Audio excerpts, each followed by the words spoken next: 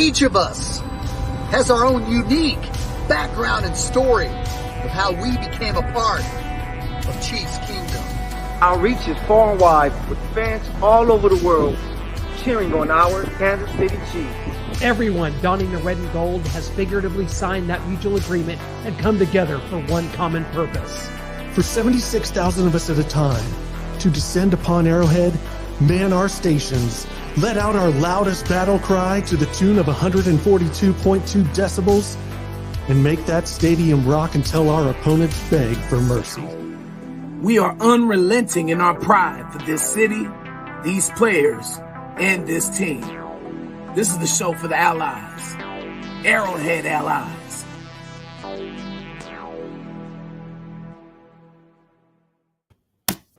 What's up, guys? How was your week? Mine stunk. Let's get started. No, this is it. Arrowhead Allies. And I'm telling you, I don't know, those that are joining the stream right now, if we've ever had more to talk to after playing a one-win football team and in a few days that have happened since than we do right here. So welcome, buckle up, get in for it. Noah's wearing his Chiefs Santa hat. It's just a couple days past his birthday. He's now my age. He's 38, just like me. Oh, happy birthday. And rolling yes. with Brian B. Shine, Shaggy Shane Williams, and our buddy the Money Badger's coming in just a few moments, guys. How's everybody doing? I'm good. What do you say, B? Oh, man, look, God woke us up for another day to walk in his purpose. My wife is healthy and happy. I'm texting my mama, too, at the same time. So as long as those two are good, everything is good. Amen. And Shaggy Shane is back. James T. Kirk, don't worry. You won't have to stare at our average-looking mugs this whole time. James, you've got your guy. Shaggy Shane is back in the fold today. What's going on, guys, man? Well, let's get right to the game. I don't know if Clint or Noah, if you have anything you want to say first, or if you want to turn it over to Brian. Take it. And I. Give us something. Let's go. Open it up, Shaggy. Here we go, ladies and gentlemen, boys and girls, Kansas City Chiefs freaks worldwide of all ages. Sunday, your 10-3 Kansas City Chiefs went to Houston to face the 1-11-1 Houston Texans. Texans came to the game starting two quarterbacks because both quarterbacks are really very good. But let's be honest, guys. The Chiefs came out a little flat on offense, and there's a bigger story involved with this game that I'm going to speak on right here and now. Carl Sheffers. I'm not a conspiracy guy. When somebody tries to tell me, hey man, I got this conspiracy about COVID, nah, I'm not listening. I don't need to hear go to some rank website to hear somebody tell me about their vaccine and anti-vaccine. I'm not listening. If somebody wants to say that Trump was rigged in the election, I'm not going to listen. I don't need to go to some rank website to see that. People have been saying a long time that Carl Sheffers has got this issue with the Chiefs. And you know what? I tune it out. When I hear stuff about that, I'm like, I don't want to hear it. You just got to be better than the referees. But something happened that made me really, despite conspiracy theories, whatnot, it opened eyes of not just Chiefs fans worldwide. Let's get right to it. With the second half, when Frank Clark was offsides, the Chiefs made a stop on 3rd and 2. Frank Clark was offsides. The next 4 third down conversions were they threw a flag, 2 defensive holding and 2 pass interferences. When the Texans were facing 3rd and goal at the 12, I was with Clay Windler at Red Tribe Cinema Studios, and we sat there and we said to each other, I said, what, defensive holding or pass interference? They're going to throw the flag if they don't pick this up. And they got the touchdown, plus they called defensive holding. The Chiefs did not all of a sudden on 3rd downs in the second half, when the Texans got their only touchdown, decide to be undisciplined. On 3rd downs, the Chiefs got undisciplined.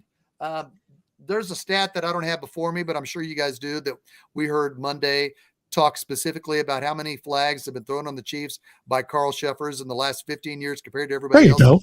There you producer. go. Right on cue. Thank you, Noah. So there's this problem where this guy and his entire crew continues to throw flags on the Kansas City Chiefs, where I don't know if people say, well, it's because of Vegas. I don't know if it's Vegas, and I'm not going to delve into that conspiracy, but it's definitely entertainment. They're definitely doing it for laughs.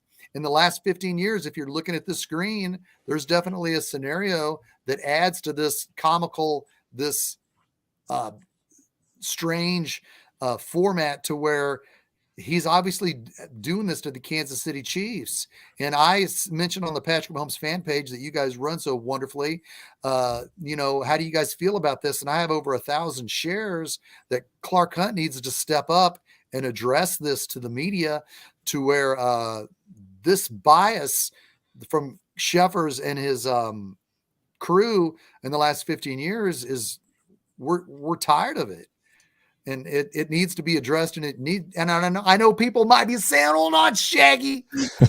Raiders fans would come out and say, "We get screwed all the time." Well, they're the Raiders, but they do say that. I know it needs to be looked at. It needs to be looked at and spoken from, in my opinion, from Clark Hunt, because he carries the clout, he carries the respect heard nationwide, not just from NFL fans, but NFL executives. The NFL world listens to Clark Hunt, that this bias needs to be addressed. And I feel if Clark Hunt says it and comes out and speaks it, people would take heed to it.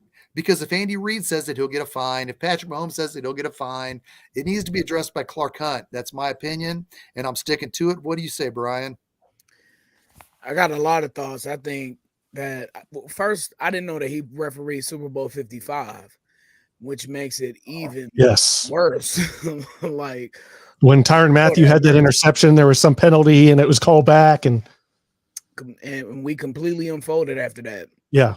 But be that as it may, you can forget about Clark Hunt speaking out about this, Shaggy. I like your points as we bring our brother Michael on. Arrowhead Allies, good to see you, my brother. Yes, sir. What's up, guys? But look, man, Clark Hunt is, as you said, at the forefront of the business of the NFL. Like, he's on like the financial committee or something like that. And so they're them talking about officiating publicly, there's gonna be the last thing they do. First off, gambling. They're not trying to lose that money or put that money in jeopardy or whatever with that. Because the moment that one of the heads of the NFL says something about the refs actually being a problem or issue, everything is just going to unfold. Everything is going to be questionable. The Super Bowl is going to be questionable for the year. All these stupid conspiracy theories that you were relating to earlier is going to come out.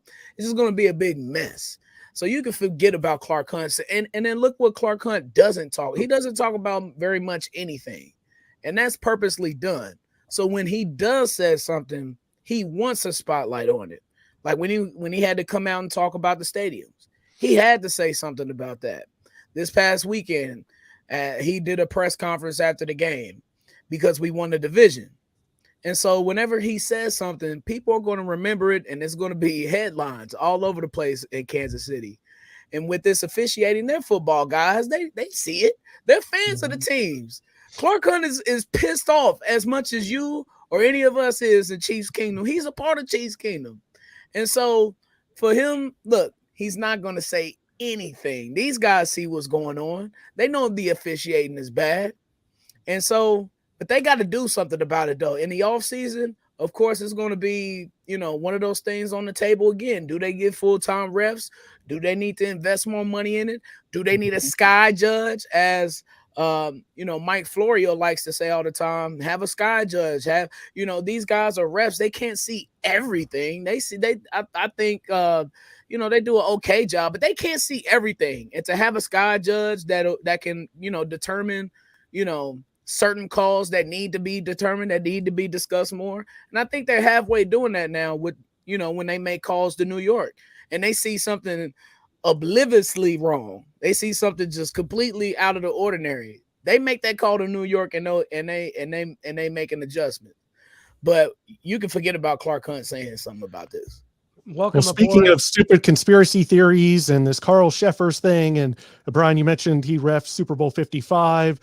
He reffed the playoff game with Alex Smith and the Chiefs against the Steelers, where Eric Fisher was called for a holding. We saw him in the Raiders game at Arrowhead earlier this season, where he lost his voice. Didn't he do the Titans game? The Titans playoff game? He didn't do that one? Yeah, that was Jeff Gillett. Jeff Triplett. And he Jeff retired Triplett. right after. He retired Yeah. the next day. Okay. Hey, so Speaking just of this to, conspiracy theory, let's roll to the videotape to go back through the years of Carl Sheffers. Take over the game and make it their own platform. There's nothing you can do about it. That wasn't a hold on my guy Eric Fisher, and sure enough, I hope 7-2 doesn't go the entire offseason thinking it was his fault. That was flat out. And from there, we'll go into the next season and try not to let it get in the refs' hands. But the other one's controlling the game. This is the most bitter loss you've ever. I mean, it sucks. This sucks. There was an unbelievable play called last drives. Alex just drove us down there, fourth down after fourth down, making plays. The momentum's getting on our side, and then just get our jugulars ripped out because the ref felt bad for James Harrison falling on the ground. It's ignorance. The ref number 51 shouldn't even be able to wear a zebra jersey ever again. He shouldn't even be able to work a Foot Locker. There's no foul on the play. They're blocking the back. Timeout. Here's Dorsett in the middle of the field. They're going to get Thornhill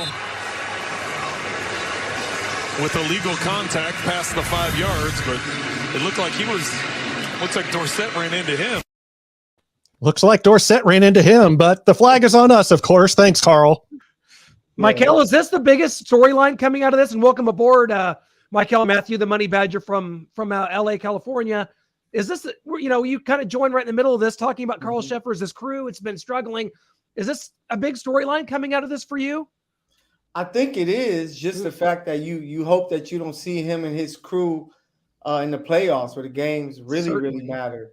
But I do think sometimes these refs, I don't know how, but they do have grudges. I remember hearing a story taking it to the NBA with Tim Donahue where he had an issue. Iverson talked about a story where he got into it with him during a game, and they told Iverson, "We'll see you next time." And the next game that they refed against Iverson, he wasn't getting any calls, and his team was getting a lot of ticky tacks, and Iverson had to talk to him like, "So I hope it's just this game."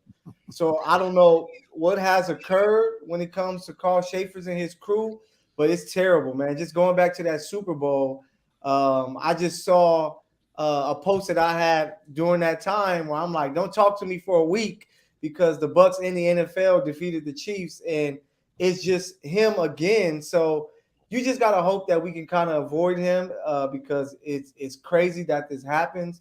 But if you think about the game on Sunday, the Chiefs dominate if the penalty margin wasn't so huge, That's so many yards. Like if you look at the time of possession, the yards the Chiefs had, that gave them such an advantage to make the game what it was that you can't have officiating be dictating the game like that unless it just looks terribly bad, like the Thornhill play. It's like, come on, man. I have never reffed a football game, and I can tell you that's not a penalty there. So it has to be fixed before it costs somebody a big-time playoff game, and you're going to have fans going crazy all summer long, so they have to fix it.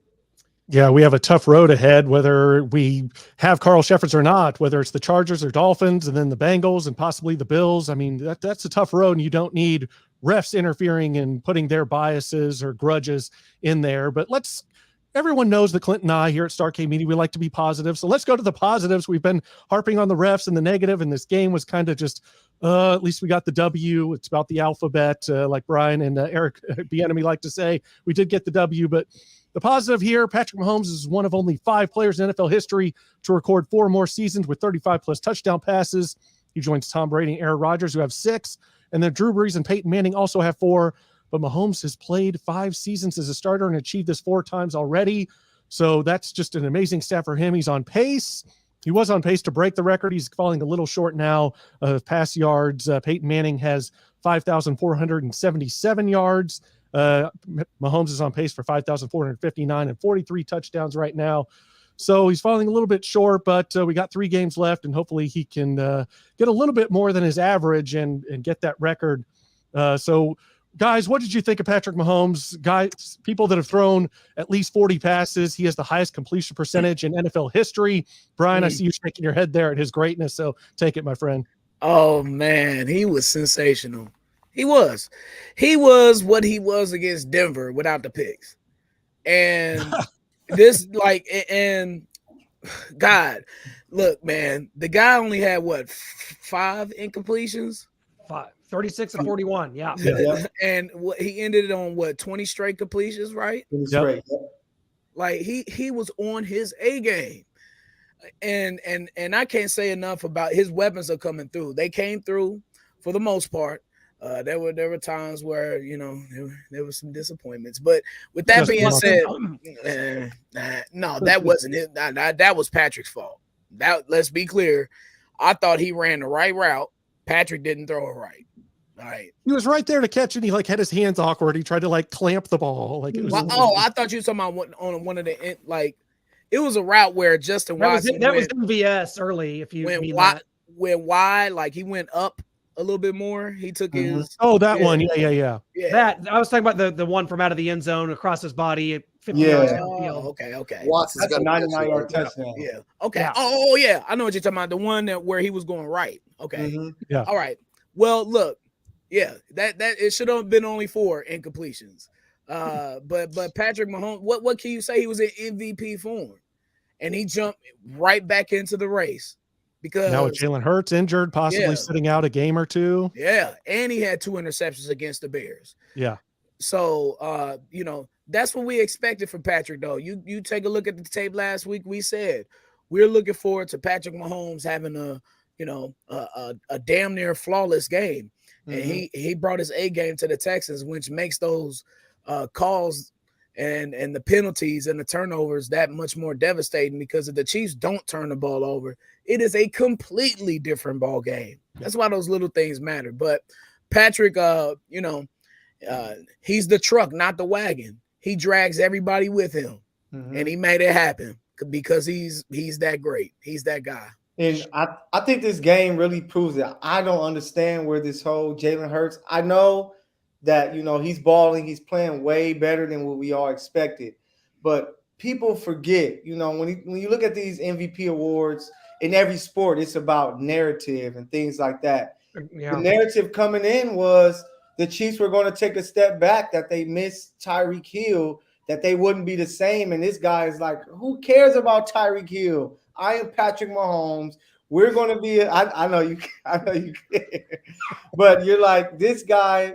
He's just proving all of the haters wrong. It's like there's no way that you can hate on what he's doing. He is balling out of control with and without McCole Hardman. With just coming back, like he is finding a way to do it. Like literally, he's Kobe Bryant in 2007, 2008, carrying a terrible Lakers team to the playoffs. But he's doing it at the highest level, which the Chiefs have a chance to be the top seed. I think that he is easily the MVP, especially with the numbers that he's most likely going to end up with. The guy is amazing, man. Think about all the stuff we come in here week in and week out and talk on the show about the blocking not being great. Who's going to step up at wide receiver? And he's still winning games and putting up these types of numbers. I think that, man, Patrick Mahomes is that guy. And if you don't like him as your MVP this year, you just clearly have something against him and you're deciding to choose Jalen Hurts because maybe to you that story makes more sense to you. It's kind of like Kobe losing MVPs to Steve Nash. You know who the best player is? My God. That man deserves to get that MVP award. Gosh, Michael, that's great stuff. Shane, I want to go to you on this because 2 weeks ago on this very show, I said, if you guys remember the old Texas football coach Darryl Royal, he once said this about passing the football, the forward pass. He said, I don't like passing the ball because there's only 3 things that can happen and 2 of them are bad. Well, I said 2 weeks ago, there's only 5 games left and there's nothing that can happen except the bad. Now we've weathered 2 games of, call it what it is, a subpar effort, teams playing up and trying to get their Super Bowl out of the way and try to upset the Chiefs. Shane, where are we at on these last 2 games and kind of what it means heading down the stretch here? The Bills get a big win. Other teams are struggling, guys. The Bills and Dolphins game could have went either way. The Bengals no-showed against the Tampa Bay Buccaneers and came out in the second half, got a win. We did, the Chiefs didn't really get any help last week, but not everyone's out there scorched earth on this thing, Shane. So are we ready to, as a rocket ship drifts off into space, they have that little section that kind of falls off and you forget about it? Is that what we're doing with these last 2 Chiefs efforts? specifically to the Bills, they're giving up. They're getting gashed. They are getting gashed on the ground because, correct me if I'm wrong, Mostert's not their starting running back. Am I right? What did he go to Miami to compete with Wilson, or did? Yeah, Jeff Wilson was out, so Mostert. Okay, Mostert shredded them. So the Bills got a problem, and they lost Von Miller. But they're going to Chicago, where it's going to be bitter cold. I think Chicago's just going to run the football. I'm not going to predict a Bears victory, but I think the Bears, if they run the football, they should be able to hang with Buffalo, or at least I wouldn't be surprised if they did. But then they got to go to Cincinnati. The Chiefs and Seahawks game, and which we'll expand on, and I got a lot I want to say about that. You know, and I'll say it now. I'm not going to tease you guys. Just do it, buddy. Here we go. The Chiefs this Saturday at noon. Never had a chance. The Chiefs have never had a chance this season to get acclimated to the winter. We played in Denver 9 days ago. It was 60 degrees. We didn't get, I went to 4 games last year late in the season, and we kind of saw 50s come in the 40s and come in the 30s when the Chiefs played those slew of games in November into December. The Chiefs are going from 60 degrees in Denver to a dome to 0 wind chill on Saturday. I know you may think, well, that shouldn't affect the Chiefs players because they played in the cold before. Not the 7 defenders. These 7 defenders, that rookies on defense, they're going to be out there playing in the bitter cold NFL football. Nobody has brought that up specifically.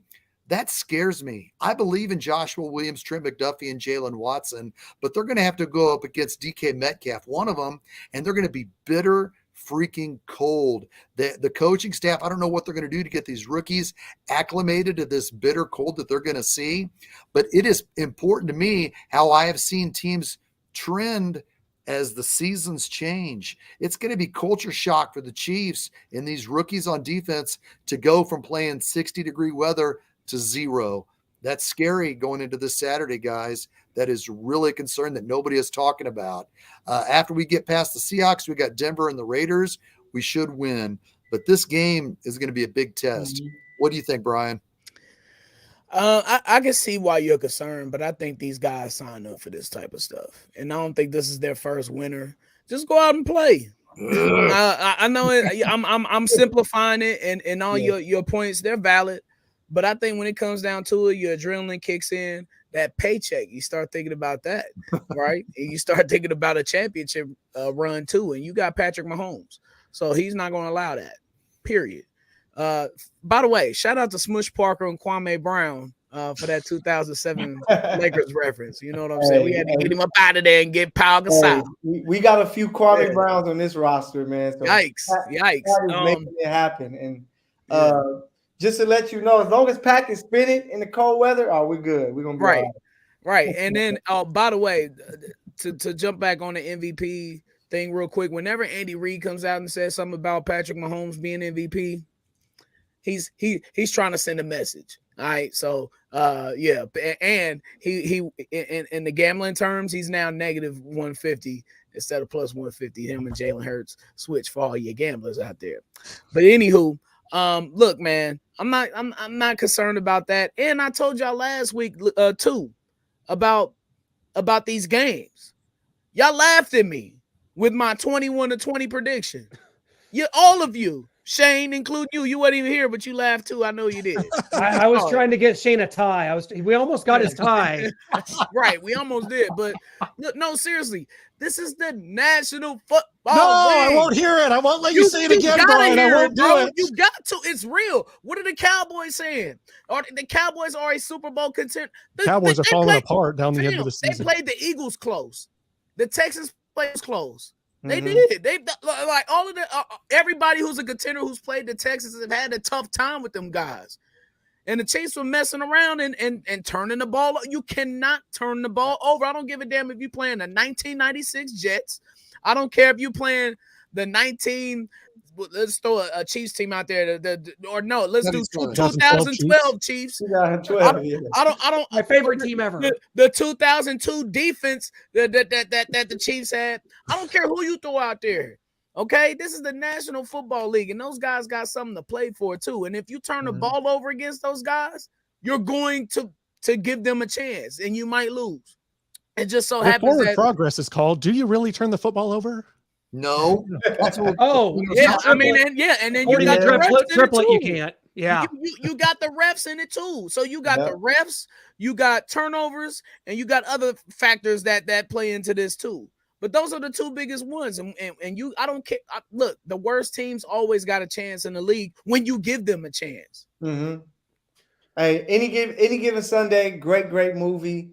Jamie Foxx and them did their thing, and it's 100% real, man. Any given Sunday, if you don't come out and take care of business, you give any team an opportunity to come out and beat you. And when you have the refs making bad calls, you can't turn the football over to give that team a chance. And that's why, I didn't expect the Texans to just be destroyed. I thought the Chiefs would do their part, but I should have looked at the refs.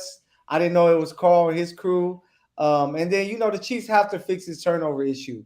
Like, it's really scary right now. What is it, 8-9 consecutive games with a turnover? Like, we can't play to beat Cincinnati and to beat Buffalo. Damn it, to beat the Chargers again if we see them.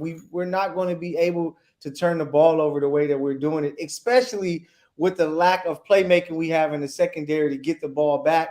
The Chiefs really have to get that together if they want to make some noise come postseason time. Well, long ago, Peyton Manning talked about his idiot kicker getting liquored up and running his mouth. Maybe that happened with an ex-punter here in Kansas City because we got Dustin Colquitt coming out. He's an exceptional punter, talking about Tommy Townsend. If you look back at the holds on the extra point, the laces are facing the sidelines. And on the missed 50-plus yarder, he pulled the ball to him at the last second and forced the ball to go to the right. He's been missing the spot all year. Here's the extra points you see made with the laces facing out and missed with the laces facing the sideline. So maybe he's got a little something. Tommy Townsend's come out and said, hey, Andy Reid's told us we don't talk about anybody who's saying stuff outside the building. We stay inside. We focus on what's going on inside the locker room. Harrison Butker said, Tommy's been doing a fine job. It's up to me. You see guys kicking the laces and still making it. I got to go out there and make the kick no matter what's going on with the hold. So that's what's going on there, that? Brian. Yeah. What's wrong with that? That is a fair criticism from one of the best punter in Chiefs history. Louis Aguiar's on line one. Oh Lord! Don't Brian Barker. No one forgot. No one remembers me. Brian Barker. It's Dustin. Stop playing. Crazy. Jarrell Wilson, just bring him up. I'll say this. I think if that was Dustin Colquitt's only point, it wouldn't have been bad. But he did something that was un-Dustin Colquitt-like. He continued to go back and forth with people on Twitter. He even threw in DS. He was calling him a dip snot. Let's keep it PG-13. And that's not Dustin Colquitt to keep going at Chiefs fans who were disagreeing with him. I interviewed Dustin Colquitt when I worked for Warping Illustrated. I'm not a media guy, but I did have interviews with him, and he was really nice and stand up. For him to kind of call people a DS, and then today, evidently on 810, I have not heard Dustin Colquitt on 810. He referred to Tommy Townsend as being a smart aleck. That's not like Dustin Colquitt. So it's shocking to see him in this manner because it's not like Dustin Colquitt to be this way, to call Tommy Townsend a smart aleck and to go after Chiefs fans who were going after him. I would think it'd be better if Dustin Colquitt just laid it out there and stepped back, not like kind of go back with Mark Borichter and Petro. It was odd because Dustin Colquitt isn't that guy. What do you think, Clint? Yeah, Noah and I were talking about this, and I think some of this could play a role. It could play a factor. There's a lot of things here. Harrison Butker got hurt week 1, and he was talking about his approach and these different steps he's taking. Tommy Townsend, guys, this isn't year 1. This is 3 years of Tommy Townsend, and this is the first year that we're having these kind of issues. Now, the extra points have kind of always been an issue. I'm not in there. I'm not an NFL kicker, nor am I a holder. But we know that the special teams is not very special right now for the Kansas City Chiefs all around. Noah, we kind of talked about it. We kind of agreed issues at every level on every phase of this game, offense, defense, special teams. There's an issue somewhere. Well, in this one specifically, though, we kind of agreed that this holding situation, maybe there's an issue, maybe there's a factor. I'm sure there's people out there wanting us to make some kind of a Ray Finkel, Ace Ventura reference right now. We're going to be above it. No, we're going to be above it, and we're not going to do it. But no, we kind of settled on maybe there's a factor there, but it's not the whole reason. I think Dustin is just standing up for his guy, Harrison Butker. He's getting everybody. They're very close. They are very close. Twitter was like, "Hey, we need to get rid of him ASAP. We need a new kicker. Somebody has to replace this guy who has been one of the best kickers, of his era." And I think that Dustin he's just trying to stand up for him. But I saw a few people like online who was saying that another issue could be the long snapper not getting the ball placed to where Tommy Townsend needs it so that he can get, the laces out where they need to be. So we don't know what's going on. We're not special teams coordinators or anything like that. But Dave, you are. So you need to figure this thing out. Masquerade is one. If Kendall Gammon starts calling out Winchester, we're in trouble. I'm waiting for the DVD snap right. So I'm waiting for Ed Perry's response. I want to know what Ed Perry thinks about it. Man, look, look, you might have to put Travis back there, put him at long snapper, see if he can do that great. Yeah. All kicking is so advanced now. It's so mechanically inclined. Like back in the day, you just grab it, hold it, bow. You just kick it. But now there's actual science and technique, a lot more technique behind it now because of the analytics and all this stuff. That's why I think in part because of stronger legs and because of the analytics of the game and them judging wind and all this other stuff, they got all this information. That's why guys are constantly hitting 50-yarders now. Yeah. 50 is the new 40 in field goal terms, and 60 is the new 50. Mm-hmm. But be that as it may, man, I think this all boils down to coaching. And Dave has been coaching like a little. Okay. There's your Ace Ventura reference we were waiting for. There you go. I'm sorry I wasn't above that one. Okay. Couldn't help myself. But look, man, we've been talking about it all year. Dave Taub has been an issue. Yes. Complete issue. And that comes down to coaching to me, in my opinion. It comes down to working with your guys, seeing the tape, constantly seeing what's going on, and it hasn't gotten fixed yet. Now, is Butker still a little hurt? Maybe that's an issue. His new approach, the holding, the new approach, the long snapper, all of that stuff. It boils down to Dave Taub tightening the screws. We got 3 games left in the regular season and a possible wild card matchup. They have got to get this thing straightened out. My biggest fear is now that it's in Tommy Townsend's head, what if Harrison Butker's lined up for a game-winning 30-yard field goal and the Chiefs are trailing by 2 and Tommy Townsend gets the snap and drops it or something stupid? I mean, now we got to worry about that. That's why I was kind of upset with Dustin Colquitt. Make your point and go. Don't get on there and say, yeah, Tommy Townsend's a smart aleck, and then go doing this with Chiefs fans, because now it creates more of uncertainty that that Tommy Townsend's going to be thinking about, since he addressed it by tweeting Monday morning. Andy Reid tells me to listen to what's going on in the office, and I will continue to listen to what's going on in the locker room. So it's kind of like, man, we don't need this doubt when it comes to a game-winning kick from here on out. And I don't want doubt in Tommy Townsend's head when it comes to getting a snap. I need Dustin Colquitt to encourage him and being positive, not negative. Yeah, especially if we have a wild card matchup against the Miami Dolphins and Tyreek Hill. That's what it's lined up as right now in the current playoff picture. Buffalo, the 1 seed. Hopefully they can lose to the Bengals and we can take that back if we keep our winning ways by the narrowest of margins, but still winning ways. We've got Baltimore at Tennessee, the Chargers at the Bengals. And yes, Tyreek Hill will be coming back to Kansas City if this holds true. Hopefully it doesn't. We want that 1 seed. But guys, what do we make of this playoff picture right here? Ooh, I think the matchups look enticing. Also, I will not be watching any of the NFC games if this holds true. Too many NFC East teams. What? Commanders, the Giants, the Cowboys. I'm out. It is NFL playoff football, man. You only get 11 of these or 13 of them now? Too many. Come on, man. No. So I got to watch Heineke and Daniel Jones. I'll pass. You know what? My favorite matchup out of the entire playoff weekend, Chargers Bengals. Oh, that is delicious. Look at that, man. You got Burrow versus Herbert. That is delicious. That Baltimore-Tennessee matchup isn't as enticing as it was like maybe for the past couple years, but I will still definitely watch it. But it's just so many heavy hitters, like my brother Jared Brooks said, in the AFC. And yeah, get ready for Tyreek Hill to come to Kansas City. Like seriously, just prepare yourself for it, man. Prepare for the Chiefs to play whatever defense they need to, cover 2 shell, whatever. The blueprint is out to stop Tua. The Chargers did it, fam. They did it. You got to do what the Chargers did, which is take away that inside read, because Tua cannot throw to the boundaries. He can't do it in this cold, bitter, wind chill weather that we finna have in January. Come on, man. We have the players to do that, though? Man, Yeah. yes, you do. Hey, and then another thing I think we have to look at is the Ravens. Like, we don't know when Lamar is going to be back. So they're struggling without Lamar. And I know they have a matchup. You know, they have to play the Falcons, Steelers, and Cincinnati to finish the season.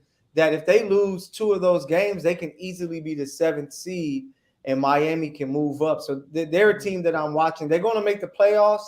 But I wouldn't be surprised without a healthy Lamar Jackson or without him playing at all that we could see a Lamar Jackson, Patrick Mahomes first round. I don't know how much we love that here, but I think it's something to look out. But the rest of the playoffs, it looks about what I think it is. But I do think the Chiefs end up number 1 because Cincinnati, Buffalo. I think that Cincinnati and the referees will go to Buffalo, and they're going to make it tough, you know.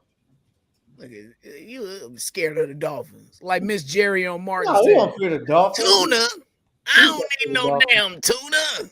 Hey, I fear Jalen Waddle more than Tyreek because I know the Chiefs are going to be ready, with a perfect scheme for Tyreek, but it's going to be Jalen going one-on-one. They don't got no scheme for no Tyreek Hill. Yes, they do. Yes, they do. They did it against. They accomplish said scheme. So you believe in Tua and Tyreek more than I don't believe in Tua. No, that's going to be tough. The Tua part's going to be tough, but I believe in Tyreek. What we talking about? If he can get the ball in his hands, oh boy, we got 4 weeks. He's going to be open. We got 4 weeks to see what happens. You know, I know I predicted a tie, and I know I predicted the Kansas City Chiefs to win the AFC Championship in Rich Stadium. And I guess I should stick to it. But I think the only way the Chiefs go to the Super Bowl is if they get home field advantage, guys. They can't. We need the Bengals meeting the Bills in the second round. My heart says no. The Chiefs can win anywhere as a 7th seed, but my mind's seeing the cracks. We got to get 2 home games. I love the defense and I love the potential. And by cracks, I'm not being negative. I'm just saying we're not getting the pass rush that we need to if we go on the road. We need home field advantage, and we'll cross this Tyreek Hill Chiefs 7 seed if and when it happens. But right now, I'm praying that we get that 1 seed because I don't want to face Buffalo and Cincinnati back to back. Well, we're talking about being scared of people. I'm looking at that list there, the AFC, daunting as it is. Well, I'm scared of the Texans. So you're damn right. I'm scared of every single team on that list. I'm scared of the Seattle Seahawks and Geno Smith. The Broncos, not so much, although we've seen them. The Raiders, are you kidding? My nightmare scenario, guys, we haven't brought up is the Bengals beating the Bills and then the Chiefs having to go to Las Vegas to play in a freaking Super Bowl in Allegiant Stadium on January 8th, because that's coming, and that team's going to be freaking nasty. And you know what? I want you to finish, Mikkel. I'm not going to cut you off. I want you to expand on it. Mm-hmm. I think that my prediction right now is the Chiefs will go to the Raiders, and they'll have to win that game to be the 1 seed. And if they lose, they'll be a 3rd seed. What do you think, Mikkel? 3rd seed? Yeah, it may move that way if Cincy take care of Buffalo. Yep. But man, that would be crazy. But I just don't, earlier I told you guys the Raiders might make a run, but after that Rams loss, look what it takes for them to beat the Patriots. So I just don't trust the Raiders and Josh McDaniel and those guys. I've kind of just thrown in the towel for them. That end of the season, the Chiefs need the number 1 seed and they're playing against the Raiders. Guess what? They're going to leave Vegas with the number 1 seed. I'm scared of it. Yeah, I can't be scared. Why are we scared? Any given Sunday, guys. Come on, this is the NFL. Yes, it is, bro. But still, come on, man. Hey, we have 15. Do we have Patrick Mahomes or do we not? We don't know. I You guess. do. It used What to you be mean enough we for me don't know? to not You be just scared of saw the him, man and it's not only had anymore, and 5 I'm sad about it. I incompletions hate this it. past weekend. I mean, we don't know. It's the We can't say turnovers. we can't Look- say for sure that he's playing week. And 18. Y'all McKinnon, got to look at it in a totality, dog. With those, okay, so look, Chiefs were up 27-0 against Denver. Without those turnovers, what do you think the score actually would have been? 44. Seriously. yeah. Come on, man. Look, 41 to 10. all right, look. Texans game, Pacheco fumbles in the red zone. They Mhm. go and score. That's a 28-point swing with that Mahomes fumble. ain't enough, B. With Caleb that Thomas fumble is and the right Juju here. fumble.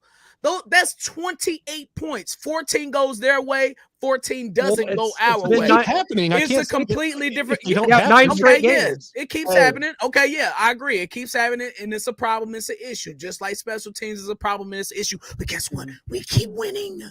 We keep winning. Why do we keep winning? Because of 15. He is the Bengals difference disagree. maker. I'm Clint, saying, bro, a toss-up game, Noah. It is what it is, fam. But Hey. come playoff time, I think you're going to see Patrick Mahomes take it up another level, a And level that these guys don't have. And then I hate to say this because I know Noah is going to be maybe a little disappointed, upset. 17 is on his way back. Damn, you feel me? He's You gonna- feel me? He's going to help special Come on, teams. man. Noah, get it playoff ready. time. He's going to be a special team. Graphic it. And he's our red zone guy that we can do a lot of trickeration with because of, Andy Reid's trust in him. So I think that he's another added element to the team that can help put the team over the top. So let's be patient. Aaron Rodgers said it best years ago. Relax. That's what we got to do right now, as long as we keep getting W's. Frankie goes You to mentioned Hollywood. Nicole. Also, We're going to go right now to something that we put together, a graphic that we put together of our top 5 weapons for the Chiefs outside of Kelsey and Juju. I think we can all agree those are the top 2. So after Kelsey and Juju is 1 and 2 as weapons for Mahomes and his Chiefs offense, who would you rank number 5 in importance moving forward?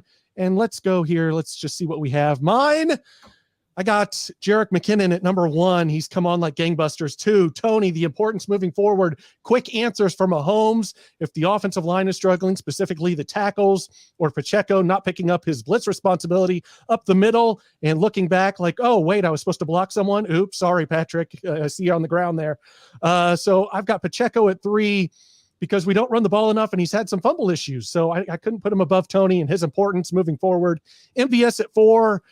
He doesn't get a lot of targets, but we can see he can create some big plays. He can make the plays that are out there for him. He's got the speed. And then Noah Gray, I think, is going to be someone that Mahomes is going to go to and rely on down the stretch. And yes, McCall has some jet sweeps and stuff, but I can't rely on him in the pass game. I don't know what's going on with this abdominal injury. And so I can't put him on the list for me. Clint? yeah, I mean, you see, we have the exact same players, just in a different order. So looking down the line here, who can you trust when it comes playoff time? And part of the reason McColl's not in mine is due to the injury and the several missed games now in a row, the IR. And for Tony, let's just face it. I mean, that's just personal bias and the potential, because Tony has a much higher ceiling than does a McCall Hardman. And we'll see as he gets more acclimated. Andy Reid said he's going to get more work and more reps here as we go forward. So look for that.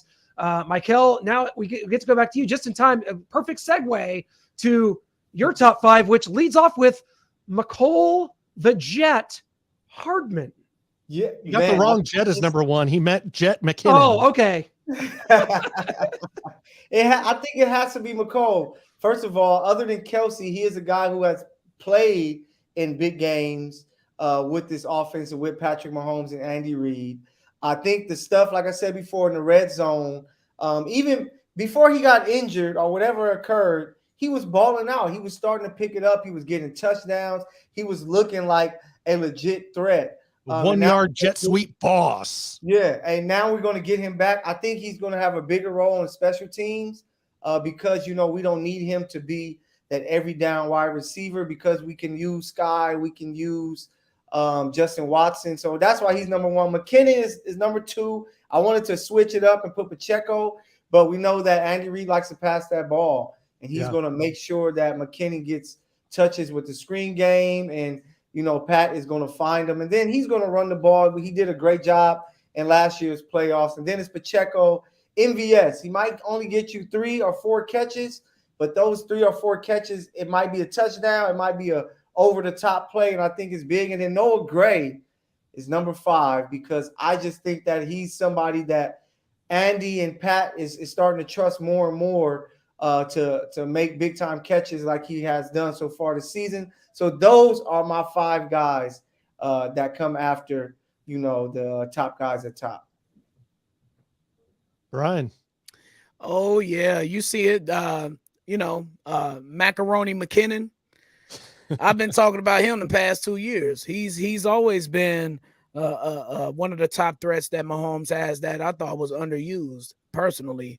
And you see the screen game coming along, and he needed to be used. We need McKinnon out there. He looks like Jamal Charles, in my opinion. To me, he's a slightly slower, shorter Jamal Charles, in my opinion. Pacheco, I put him in there because the run game is so important due to Andy Reid. It is. It's very important for Patrick Mahomes to be successful and for the offensive scoring to have balance. And Pacheco's running that thing, man. I wish he would have more carries, as you alluded to, Noah. I really do. Yeah. But you see, when he gets going, the Chiefs usually win the game. And, of course, McCole, he makes a difference in the red zone. Although the Chiefs have been more effective lately in the past couple games without Harmon, you'll see a difference in the offense when he comes back. I'm not even going to get into that with you, Noah, right now. MVS, he's picked it up as of late. He's having a better second half of the season. You see it, Caleb. You know it. McKinnon is one of my favorite players on Madden. Yes, he is. MVS has been coming up clutch the past month or so, fellas. It'll be a 3rd and long, or it'll be a 2nd and long in the red zone or something like that. And how about the dart that Patrick delivered MVS and that touchdown pass this past weekend? Yeah. Up against the clock before the second quarter ends. Yeah, I saw MVS going to the ground. I'm like, oh, this is dropped. No way. Yeah, he made a great catch. Made a great catch, man. And you know what? I got love and appreciation for Jody Fortson and the white Travis Kelce, Noah Gray, and all the other guys, all the Kadarius Toney. We have yet to see his potential shine, so I can't really put him on there yet. Mm-hmm. But I'm telling you, what's going to win the Chiefs playoff games is going to be Patrick Vick. I'm not talking about Patrick Mahomes. Patrick Mahomes is the guy who we see throwing the ball. Patrick Vick is the one who's making these 3rd and longs turn into touchdowns. Patrick Vick is the guy who's extending drives. He has 313 rushing yards. He's averaging 6 yards per carry. All right. That's better than Jamal Charles. We saw the Titans game coming up. I think it was 3rd and 17 or something big. Yes. He got up out of there. Yep. He has the legs to do it. All right. So as long as Patrick knows that, look, when guys are covered and maybe that check down isn't there and they're in man covers with no spy, and they blitz somebody, you're going to get up out of there. Turn the wheels on Patrick Vick, and he's been getting it done. And that's the secret key, in my opinion, to the success of Patrick Mahomes is him being able to run the ball, not being able to just sit back and play coverage and sack him like Dan Marino.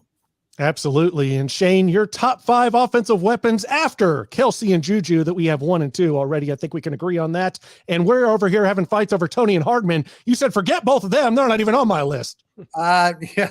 And like you said, but this is for people that are just joining us.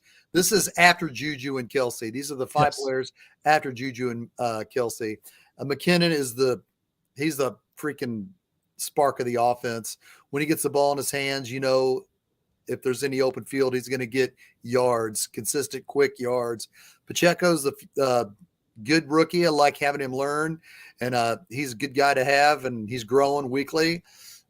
He's just above MBS on my list. MBS is still a weapon. He's had a great catch, contorted his body, made that catch in the corner of the end zone, which was impressive. And then Gray and Fortson. These guys, all 5 are important, but they're the 5 below Kelce and Juju. So if you look at the stat sheets and say, well, how many catches did Gray have in a crucial playoff game? And it may be like 2 for 15 yards or 2 for 6 yards. It may not look great, but he's still number 4 on my list. And Jody Fortson kind of goes in the same category with Gray. So these guys are important. They move the chains, and McKinnon is the spark that, when you think about it in the grand scheme of things, it's funny that he was brought back in July when it was just looked like he was just a missing piece. Well, now it looks like he was the obvious piece, but Those are my 5 guys after Kelsey and Juju. And Fortson has kind of an injury here, Noah, we were talking about. So that could be Blake Bell's being elevated. So yeah, Blake Bell's not going to make my list no matter what. Not even on those 4th and 1s. Man, he did have that. Was it the Texans playoff game, right? 19. That guy got in the end zone. I've seen, maybe taking some snaps under center, moving the ball 1 inch. We need some short yardage. So welcome back, Blake Bell, the former Oklahoma Sooners quarterback. Clint, would you rather a quarterback sneak or a tight end sneak or a fullback dive? I'm done with the fullback dive. We've seen Burton and we've seen that blown up too many times now. I'm ready to yes, everybody, take a second. It's time. Take a deep breath. We're going to reacclimate the quarterback sneak. I'm ready for it. We want it. It's probably not going to happen this year. You know what? Patrick Mahomes will probably be 30 before we do that again. I'd say. I was anti quarterback sneak after he got hurt. I really was. But now I think it is time we revisit it. And I think we do because Tom Brady got so many first downs with that quarterback sneak. And it's a way you can do it too, to where it's effective 90%, 99% of the time. And Tom Brady has figured that out.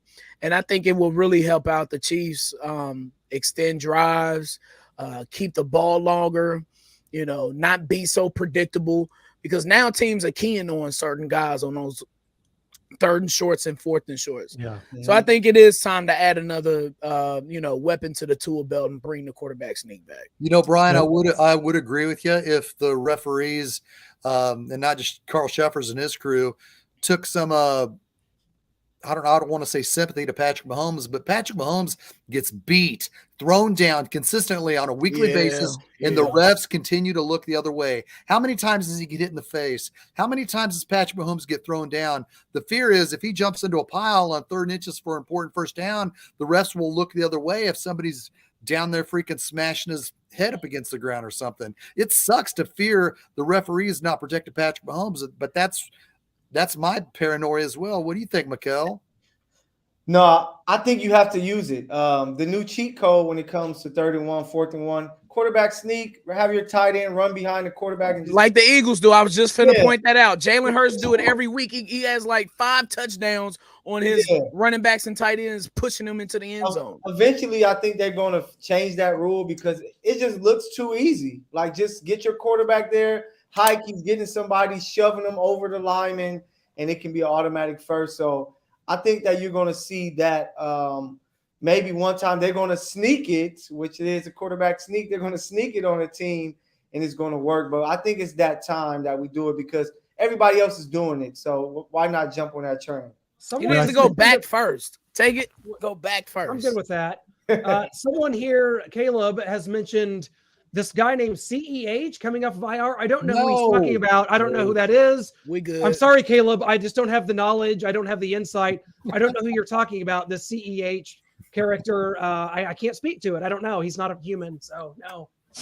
The Clyde might be, he might be a red. He'll have something to prove because he knows he doesn't have a future here. Yeah. He knows that. So he might be a guy you can sneak in some snaps. Like he was performing well in the red zone. So he's another guy that they might can sneak in some little plays here and there. But I think that we have the running back room set. It's Pacheco, it's McKinnon, unless there's an injury. I like Ronald Jones too. Like Shane was been championing all year. I think Rojo. If we don't see this Saturday, or I know we're going to break down the game, if we don't see Ronald Jones get more than one carry against Saturday, then I don't know why you have him, because like I said, it's going to be 0 degrees, man. You're going to have to freaking run the football with a lot of different players. Yeah. How about some Melvin Gordon action, huh? Ooh. No. Against the old rivals. Enough. We don't need another one. If you want to keep the turnover train going, yes. Yeah. Our old friend. Keep him away unless there's an injury. But other than that, it's good that we took him away from any other team signing him, because he could surprise you and hit you with 100 out of nowhere. But with the Chiefs now, let him kick back. Well, make sure you're recording this, folks. I'm going to say something positive about McCole Hardman. I think he might be able to help in the short a short yard game, whether it's 3rd and 1, 4th and short, something with just some eye candy, him and Tony motioning back and forth, and then you give it to Burton. Then you have Blake Bell come in and take a snap, or push Mahomes if we are going to do a quarterback sneak, something like that. So that's one thing I think McCole Hardman can help us in. But before we get into our Seahawks preview and predictions, we've got to go over the story of the year. You know what I'm talking about before I even say it, don't you? Yes, you do. Chiefsaholic. Oh, God. Oh, boy. He's found himself in some trouble. Everyone was trying to find his whereabouts. He was off Twitter for about 3 days. What happened? He wasn't at the game. I don't think he was even in Houston, didn't make some of the parties down there, the get-togethers, the Houston takeover that Chiefs fans were doing. What happened? Everyone was worried, throwing out search parties, researching, trying to find his name, his address. He robbed a bank in Bixby, Oklahoma, South Tulsa. It was a teacher's credit union, and looks like he could be gone for a while. Here you see him, pictures of him at Mahomes Gala, the Mahomes Foundation Gala, purchasing just kind of merchandise here, just a Mahomes photo in a frame worth probably thousands of dollars with dirty money. What is happening with this? What do we take of this? Shane, we know you have some history with this man. Take us through it. He's a big Chiefs fan who did everything he could to obviously to go to every Chiefs game home and away. I never had an issue with him. He's huge on Twitter. He has a huge following. He would tell people, if you like this tweet, there's a chance I'll send you a jersey. And he was sending people Chiefs jerseys. He was at the 15 in the Mahomes event, and with a lot of the important people. And I don't know specifically how much he gave to charity, but as a person, maybe he made some questionable decisions. Maybe, but allegedly. Everybody's innocent until proven guilty. And I know there's some people that it's easy to laugh at people that have fallen, but I want to take the high road. I know Fidel Blocker from Chiefs or Die, who saw him on the road, and he was always real nice to him. And, it's not good to pile on somebody unless, they have done harm to someone. And right now he hasn't done any harm to anybody. Is his character in question? Sure. Armed robbery. Someone could have PTSD from that. And sure. I don't want to, it's just me. I don't want to pile on the guy. I know he's been good to a lot of people in person. I just feel like when you pile on somebody that obviously had some things in the closet, it's just not a good thing. And I wish him the best, and everybody's innocent until proven guilty. There is some questions of how much money he gave to 15 of the Mahomes, and was it dirty money? But I'm not comfortable to pile on anybody. I mean, I'm not an angel, but I wasn't ever robbing banks or doing the things that he was doing.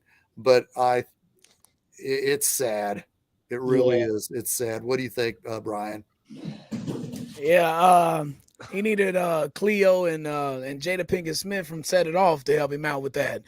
I don't know, man. I just I don't have nothing bad to say about the guy. You did block out his name here. I know it can be found, but I'm not like Shane. I'm not going to go. It's just an unfortunate set of circumstances, man. That we don't know this guy personally, or what he's going through, or who he has to provide for, or whatever. I know that armed robbery is something serious, and there's nothing to play with. I know that for sure. But I'll just leave it at that, man. I hope he gets the help he needs. Well, yeah, he'll definitely be receiving that in probably a federal penitentiary. And let me tell you guys something else here. You want to talk about PTSD? Think about a grown man. I have PTSD thinking about a grown man dressed as a wolf walking into a bank that I'm just trying to cash my $78 check at from the job that I work in every day, doing on the regular. I don't have to exist on Twitter. I don't have to exist as some sort of super fan to feel good about myself. I mean, I have PTSD from just the mere thought of this guy walking in and robbing a bank that I'm trying to cash my check out. What the hell? Yeah, and these are real tweets of his. Unfollow then, homie. Nobody is holding you at gunpoint. He would do that at some point to someone. Then just imagine me walking out of the bank last night. That tweet was crazy. Me and him actually had some words back and forth, like positive things. Like he was like showing love to some of the tweets I had talking to Chiefs. It's just crazy. It just lets you know you never know somebody until you really know them. And who knew that he was the Chiefs fans' version of Robin Hood, and he was giving back to everybody. If he was, robbing banks, which is crazy. But I see a message here. Caleb said the man lost $80,000 on the Chiefs not covering against the Bills and wasn't phased at all. How much money are in these banks that he's robbing?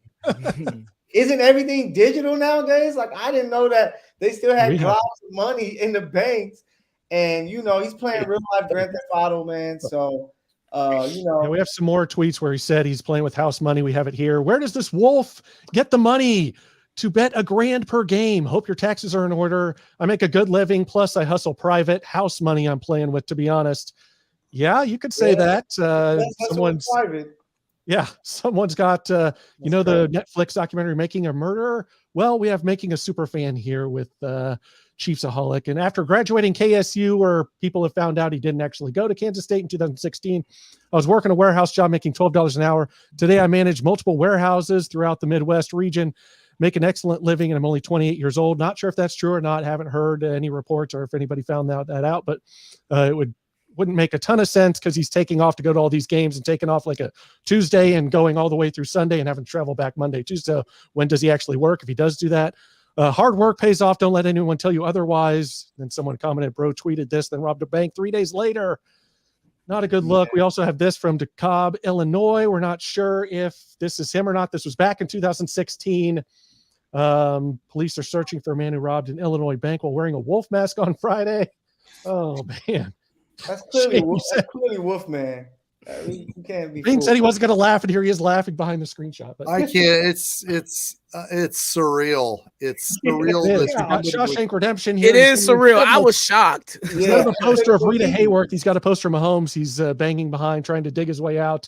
Then X Factor, the Spider-Man's pointing at each other, X Factor, and Chiefsaholic pointing at each other.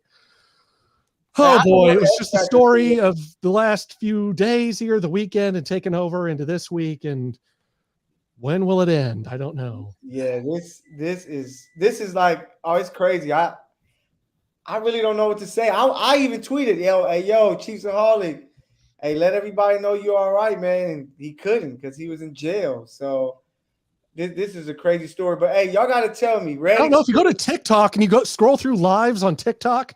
Sometimes you'll find guys just in prison on TikTok. Wow. So hey, I don't know why he couldn't have been. So Red Extreme and X Factor, can y'all tell me what's up with those guys? I keep seeing names. I have no idea. Don't even get into that. Oh, okay. Yeah. We'll let you know off air, Michael. We don't have enough show left. Michael, watch the Pat McAfee clips from today. That's all in there. Okay. All right. I'm here in LA. I don't know anything about those. Yeah, right before we get into let's get the predictions. Seahawks preview and prediction. This may be crazier than the whole Chiefsaholic story. A columnist in the Los Angeles Times on Justin Herbert's like witnessing a young Kobe Bryant, a fresh Mike Trout, a clean-shaven Clayton Kershaw, a cradle filled with greatness, the start of something enormous and enchanting, potentially the greatest young quarterback in NFL history, Justin Herbert, ladies and gentlemen. Is that a Bible verse talking about our Lord and Savior, Jesus Christ? Is that in Psalm somewhere that I freaking missed? What the hyperbole in that? Just I can't believe what I'm looking at here. This is on Michael. This is out there. Who was this? Was this like Bill Plaschke or something? Who did this? It might be. Now Bill is a little more realistic. It's some younger reporter, but no, out here the talk, man. Everybody they look at him as like the guy. The thoughts are that if he was in any of those other situations that he will be unstoppable and will be even better than, the Burrows and the Josh Allens and the Patrick Mahomes, which is crazy because he does have talent. Everyone says every year this is the most talented team. Yeah, he has talent. And I know injuries always kills them, but he's special. You can't deny how special he is. He's got the talent. Does he have the intangibles and be able to close games? And I don't. He doesn't have the coach. Period. Yeah, when they get Sean Payton next year, that Chargers team will be totally different. I hope that doesn't happen. But Sean Payton, if you look at what he's doing, he's in Los Angeles, and he wants a young quarterback. You know who he is? Baker Mayfield. Sean McVay Kobe. retires and Sean Payton goes to the Rams. He doesn't want anything to do with the Rams in that cap situation. Hey, Lord, Brian, no. Yes, sir. You probably can agree with me. You know who he is? He's not a young Kobe. He's T-Mac. Oh yeah, that's a good comparison. Yeah. He's Score all T-Mac. over the place, but never do nothing in the playoffs. Well, And he ain't even been to the playoffs. Yeah, so until we see him in the playoffs, he's T-Mac to me. And he ain't even T-Mac yet. It trips me out that people just forget who Patrick Mahomes is. Like, he didn't come into the league his first year as a starter and did something that changed the whole entire game to where everybody else is now like working out and they're practicing the out of the pocket stuff like it's a part of the game because of Patrick Mahomes. It just lets you know Patrick Mahomes is to that Kobe Bryant level to where you just don't want to give him his credit for being how great he is, and you're always looking for that next thing to put over the top because the guy is just that guy. So shout out to Justin Herbert, what he's doing over here in LA. But Patrick Mahomes is the greatest young quarterback we've ever seen. Shout out to Justin Herbert. Absolutely. Keep putting up those numbers and losing, my friend. Justin Herbert is Gilbert Arenas.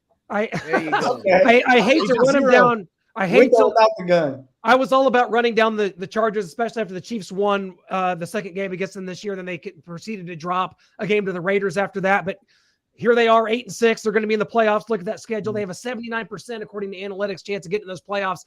And like I talked about all the teams. Does that Chargers factor into that? Does the Chargers, like the fact that they can charger? That's a whole other level of analytic. That should be factored in. That's a whole other. Bills Mafia's in here.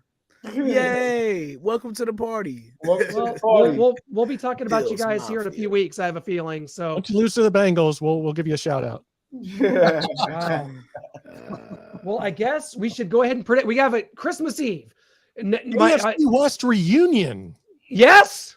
Oh my God. Yay. The Seahawks, guys.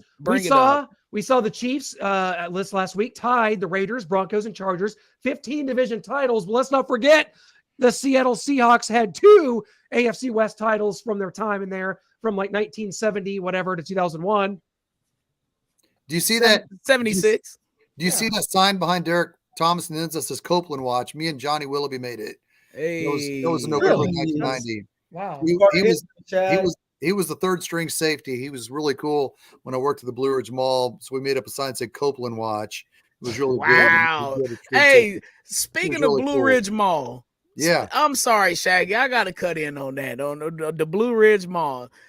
You know, I played Santa Claus yesterday, and it's Christmas time, and Blue Ridge Mall was always a place that my mother took me to go see Santa Claus. I love it. Thank you for bringing that up. There was a big Santa, wasn't he? Big beard. He was like 6'8", 6'5". Yeah, absolutely. Man, it was, those were the days. The day it was Black Friday where we used to go. Yeah. Cool. Did you ever get any Topsy's popcorn? Oh, come on now. My wife from Cincinnati she lives by Topsy's. Her blood type is Topsy's with a large cherry limeade. Well, go ahead. We can sidetrack this. Michael, you mentioned earlier, what are your favorite movies? Any Given Sunday. We're going to change the name this week to Any Given Saturday, as the NFL has moved all but 3 games to Saturday here, or the vast majority. Because Clint demanded it. I'm still my sports organized brain is still having a hard time kind of dealing with this, because we have some great Christmas Day memories of Chiefs games, and Chiefs Broncos from I think 2016, and Chiefs Seahawks from 1995. Chiefs Raiders 04. Oh, Christmas Eve, buddy. That was was that Christmas Eve night or Christmas night? It was one of the two. Yeah, it was one of the two. And that was a comeback win for the Chiefs there last second. Lawrence Tynes field goal to beat the Raiders. But here we are. It is Saturday at noon, the Chiefs and Seahawks. The Seahawks come in. They're kind of going off of a cliff, guys, here at 7-7, still alive in the NFC playoff picture. They're coming in here. We've talked about the cold. We've talked about the wind chill. And I think we're going to see a different Chiefs team this Saturday than we've seen the last 2 weeks. I think we're going to see a motivated one. I think we're going to see one very focused and very business-like. And I think they take care of the Seahawks. And I think it's something like 27-13. All of this, we know the Seahawks can score. Their defense is abysmal. I think the cold is going to negate some of that, and the Chiefs get a bit of a comfortable win here. I know that's outlandish. What do you think, Mikhail? Very outlandish. I think it's going to be 27-17. I wouldn't be surprised if it's 27-24. The Chiefs just like to make games exciting. They find ways to do so. But I do think they take care of business 27-17. The defense is going to make a few plays. And I think we might run the ball a little bit more with it being so cold, and we're going to punish somebody. I think Ronald Jones, he doesn't get one carry, Shane. He's going to get at least 3 carries. And get some touches because they're going to run the ball. 27-17, Chiefs take care of business. I'm just hoping that we can get an interception in the secondary because we haven't got one in a while, and we need it. And I'm talking about a real one, not the quarterback getting hit and it falling into L'Jarius's lap. I'm talking about a DB making a nice play, and I think that happens this Saturday. What do you think, Brian? All right, yeah, I'll go. This is a good time to shout out and my Uncle Ronnie, RIP. He took me to my very first Chiefs game. It was January 2nd, 1994, or January 1st. Oh, January 2nd, 1994, against the Seattle Seahawks. That's right. Where I saw you, Shane. I'm pretty sure you were there. I was there. That's where I saw Joe Montana live and in action. I was 8 years old, and the Chiefs were on a Super Bowl run. We didn't know that at the time, but they were. And, Todd McNair, he got in the end zone. I saw Albert Lewis get a fumble recovery after a block punt. Yep, Shane, you know it. And so the Chiefs won that game 34-24. And that's the score I'm going to go with. 34-24, Chiefs win. That was a good memory. I sat with my girlfriend at the time that I married 10 months later. If Joe Pendry and Rich Baldinger were running this offense, the Chiefs would win by running the football as much as possible against the Seattle Seahawks this Saturday, and the Chiefs would win 17-10. But I feel Andy Reid wants Patrick Mahomes to get the MVP so much that when we'll get down inside the 5-yard line, it'll be 1st and goal at the 1. Andy Reid will call a couple of reverse flea flickers so Patrick Mahomes will throw a touchdown to Nick Allegretti so Patrick Mahomes can pad his touchdown stats. That's my biggest fear. I fear that the Chiefs will screw around offensively, and it'll come down to Tommy Townsend holding a field goal that will give the Chiefs a 3-point win, but he'll bobble the snap and into the game will end in a tie 10-10. There's my tie. Wow. We got no. No. I had to. I predicted a tie, so I'm going to predict a tie. 10-10. 2020. Is Kenneth Walker playing? I think he is going to give it a go. He is, yeah. But if we run the football like we should in 1 degree or 0 degrees, the Chiefs will win by 10. But if Andy Reid comes out there and tries to do a whole bunch of passing in this weather, I love Patrick Mahomes. You know that I know that he's the greatest. The world knows he's the greatest. If we fool around in this weather with this Seahawks, it'll cost the Chiefs a tie. But if we go out there and say we're going to run the football, we're going to line up an I formation, we're going to bring back Blake Bell in short yarded situations, we will win by 10, 20-10. But until I can believe Andy Reid won't screw around with making Patrick Mahomes throw touchdown passes because he wants him to have the MVP, I'm going to stick to a tie. And maybe we need to make some shirts that we send to the 5 starting offensive linemen and the 2 backs to say run the damn ball. And right. Reid sees it. He sees the shirts enough. He's like, man, maybe they're right. Let me run this ball, and we'll see what happens. No. And he would never do such a thing. That's crazy. That's blasphemous, Andy Reid. But I've got this one, a really close nip-tuck ball game. We talked about it, Kenneth Walker coming back. DK Metcalf and Tyler Lockett are going to eat on these young corners. And so I've got it. The Chiefs squeaking out a win, throwing the ball all over the yard, Shane. I know you don't want to hear it, but that's what it's going to be. 28-27, the Chiefs squeak one out against the Seahawks, who get 3 touchdowns of their own, a couple field goals. Chiefs try a field goal too, but they miss it, so they can't extend the lead because Harrison Butker is just having a nightmare of a season. It continues. He stays in the slump, but the Chiefs still get the win 28-27. There you go. I like it. Merry Christmas. Hey, we might see the behind the back pass, so be ready, guys. Magic Mahomes, baby. Yeah, he was practicing that. We haven't seen it yet. He's got to pull that out sometime. He's going to have to pull it out, so I'm hoping that he does it against He's saving it for the Raiders, the last game of the season. Yeah, in Vegas. Oh, that would be magical, for real. That would be the greatest touchdown ever. But I hope we see McCole this weekend. We will. I think he has a big game. And like I said before, this is the last thing I'll say, and I know we're going to bounce out of here. The Chiefs have yet to show any opposing NFL defenses what they look like with McCole Hardman and Kadarius Toney on the field at the exact same time. I would keep that in the back burner. I would not use it. I would save that for the playoffs, because if we are a second seed or a third seed, and we got to play multiple playoff teams on the road or what have you to go to the Super Bowl, I wouldn't show any NFL team what they look like together on the field at the same time, because that is a weapon. That is something that's Andy Reid's trump card, and I would not use that unless I needed to for the rest of this regular season. Save that for January. Absolutely. And we want to thank everyone for watching. Thank all the comments that come in continuously. Yes. Absolutely. We thank you all. Just if you're watching here, wherever you're watching, on Brian's pages or Twitter, Shaggy Shane's YouTube, our Facebook, our Twitter, please retweet the show, like, share, subscribe, whatever you need to do. Follow us. Make sure that you're tapped in. Hit the notification bell on our YouTubes, whether you're on Starcade Media, Shaggy Shane, so you're notified every time we go live here with Arrowhead Allies. We wish you all a Merry Christmas, Happy Holidays. Hey. We will see you next Tuesday after Christmas. Want to hear all the presents that everybody gets, maybe some Chiefs tickets. Santa Claus. And Brian singing, I think, is going to make us end the show early. So goodbye, everybody. Thank you. Go Merry Chiefs. Christmas. Cheers.